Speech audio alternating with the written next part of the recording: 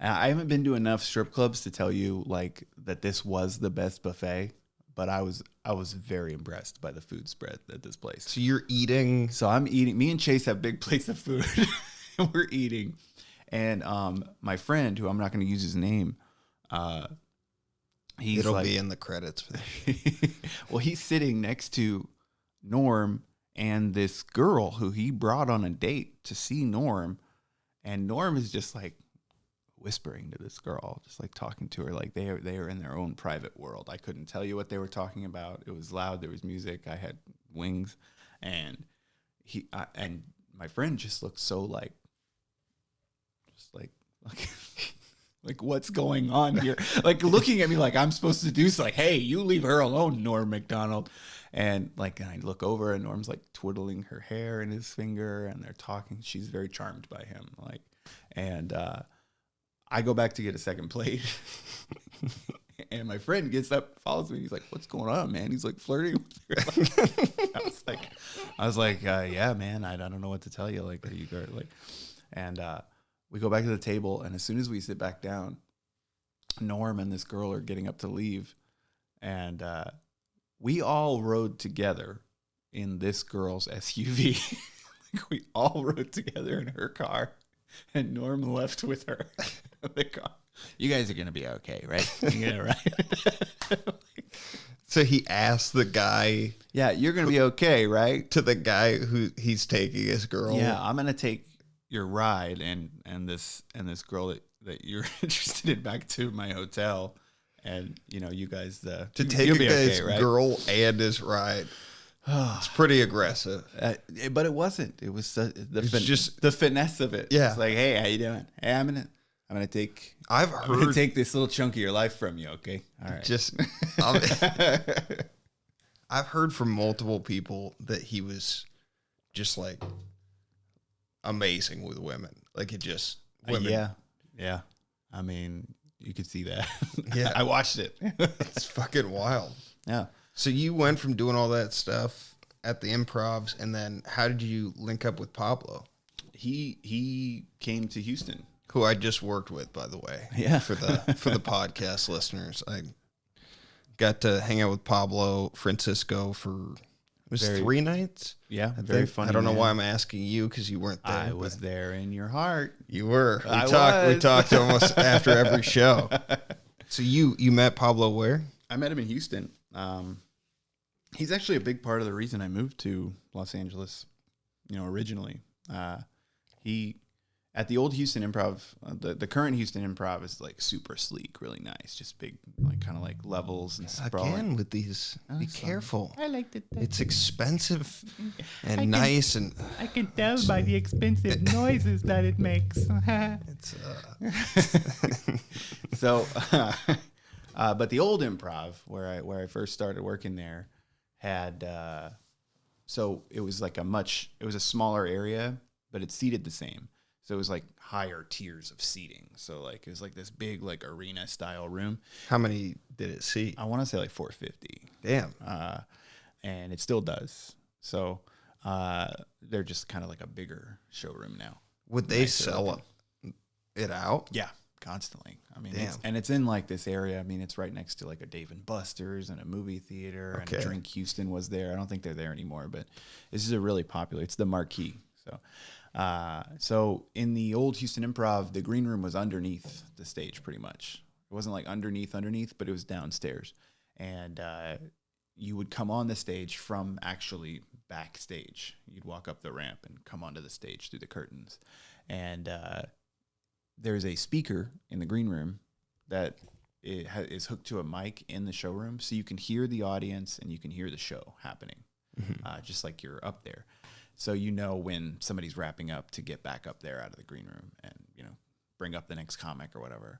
So I was hosting, and I basically was told 5 minutes before I went on stage, Pablo just landed. They're getting here as quick as they can, but you might just have to fill this time.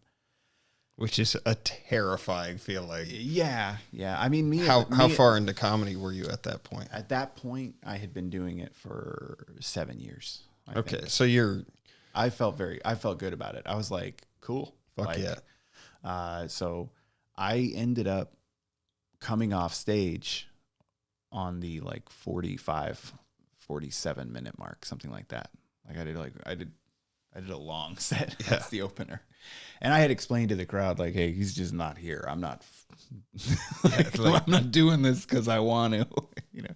But I really won him over. I had a really good set that night, and so I got the wave that Pablo's feature was here, and the feature that night, that show ended up doing like a 5-minute set before, like I think they said like 5 or 10 minutes.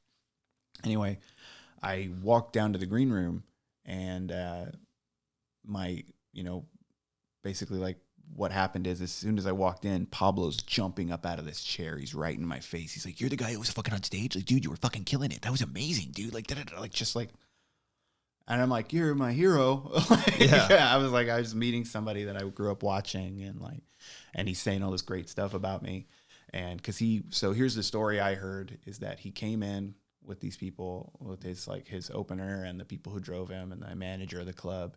And he hears me on that speaker, and he hears the crowd, responding to me. And he's like, "Who the fuck is this guy? He's fucking killing it." And I think Raymond, the manager, was like, "Oh, that's John Gard. Like, he's one of our local favorite guys. He always does pretty well." And so he listened to my whole closing bit. He listened to the last of my set, and then jumped up as soon as he saw me, and that started it all. He ended up giving me extra time every show that weekend. Fuck yeah. He tipped me out, gave me a bunch of extra cash. Like, "Dude, you did that whole long set." And then every time he came to Houston, I was his guy. He made sure that I was going to be the opener. And then he started telling me, "Look, dude, you need to be in LA. You need to be I'll take you on the road. So why did you need to be in LA if you were doing the road? I think a lot of it has to do with just flying out at the same time, or how many clubs you can drive to from LA, or just, I don't know, just come to LA. Because the reality is, I think Pablo and everybody else are just the only goal you really can have is TV, right? Mm-hmm. So, because then you can monetize it. Yeah, so that was a lot of what he tried to help me with. Was he got me in at the Hollywood Improv. He got me in at the he was just really, really good guy. Took me all over the country, doing these big arena shows, theater shows. I don't think I ever would have performed in front of 5,000 people if not for him. You know what I mean? It's fucking crazy. And we did it a handful of times. He was just so generous, and he really is to this day. The guy goes out of his way to just do good shit for people. When I was with him, he literally I still have the napkin. He's like, "Look, if you're coming through town, here's my email, my cell phone, and my home phone number." Can I get those from you? Because he changed them on me. Did he? No. I think he said that you still had his number. Yeah. So I've talked to him sporadically. Yeah. Over the last few years. A lot of it had to do with me not doing comedy, and him just not being able to accept that. Or it's not that he couldn't accept it. It was just "What are you doing? You're being stupid." Yeah. Well, I mean, let's get into that a little bit. In retrospect, I do feel dumb for not doing it the whole time, but I do feel I don't think I would have been proud of what I was doing on stage in those times. You know what I mean? So let's backtrack a little bit then. You are featuring for him all throughout the country, and then if you can, you're headlining on the off clubs. There was maybe a dozen clubs that I headlined regularly, just in different states. And I slowly started to be less on his shows. You know what I mean? Because he does help everybody. He's somebody who he'll pick you up and help you. I've seen people put on Pablo shows just because they were having a hard time and they needed to make some money. And let me take you somewhere, let you make some money. Not let me give you money. Let me take you somewhere and let you make it and earn it, and earn it doing what you love. But yeah, I started to be less and less on those shows, and a big part of me in LA was very just jaded, I guess you could say, or just there was so much that I did not like about show business in general. Just like, and there was so much that I didn't like about people. Look, you're always going to find people who know what your business is better than you. Like, right? Isn't that Ralph Waldo Emerson? You'll always find those who know your duty. God damn it, dude. I have not known a single person. Oh, Ralph Waldo Emerson's probably one of the best comics that you.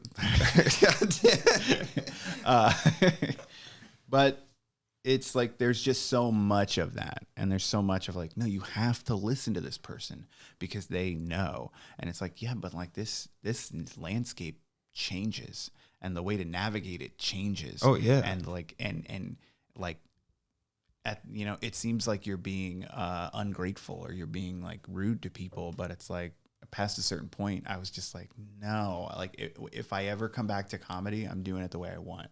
And that's what I'm doing now. I'm doing it exactly the way I want. I'm doing it for the joy of the stage time. I'm not going to blow smoke up people's asses. I'm not going to be nice to people I don't like. If someone's like, you know what I mean? Like, I'm nice to everybody, realistically. But if you're a rude dick to me, I'm very much that dude that will call you out on it. There's like this actual thing that exists where in order for you to do what you love to do, you have to play well with these people that oftentimes are not good people. Very often. And it sucks. And there are some people that are really good at doing that. There are other people well, part of it is how much of you is good person. You know what I mean? Like how much bad person can get needled out of you if you're you gonna with the wrong fucking people. call me out now in front? It's the rhetorical you. You know what I mean? Not you. Nobody gives a shit about you. No. I don't know what rhetorical means. But like, there's this question you constantly have to ask yourself is like, because you're what would Brian Davidson from Houston comedy scene say? Brian Davidson? Yeah, the guy I just made up. I'm literally like, oh shit, did I forget? Yeah. He was in one of those. But there's that's a real question. It's like, how shitty am I gonna have to be before this is all said and done? Like if my goal is this or that, if my goal is, oh, I need to get on TV so that I can tour, or I need to get an acting gig, or I need to this or that. Like how like you meet all these really like people that like are kind of like shitty. They don't really have anybody else in their heart but themselves. And that was always a problem for me because I feel like I'm a very vulnerable, sensitive person realistically. Like I joke around a lot and I'm very tough ostensibly, but I am someone who walks around with a lot of people in my heart all the time. I just make the waves, I don't write them.